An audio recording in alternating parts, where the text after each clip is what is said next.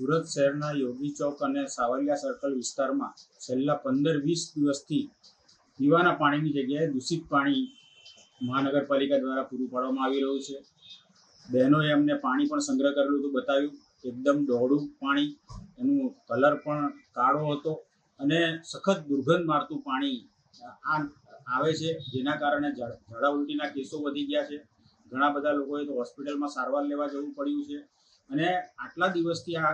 દૂષિત પાણી આવી રહ્યું છે, પણ હજી સુધી મહાનગરપાલિકા દ્વારા એનું કોઈ નિરાકરણ લાવવામાં આવ્યું નથી। અને સાથે સાથે આ તો મત વિસ્તાર પણ આરોગ્ય મંત્રીશ્રીનો મત વિસ્તાર કહેવાય અને આરોગ્ય મંત્રીશ્રીના મત વિસ્તારમાં જો આ પરિસ્થિતિ સ્થાનિક રહેવાસીની હોય તો સમગ્ર મહાનગરપાલિકામાં શું પરિસ્થિતિ હશે। અને મને ભય છે કે ઇન્દોર જેવું આ વિસ્તારમાં ના થાય અને જે પ્રકારે ઇન્દોરમાં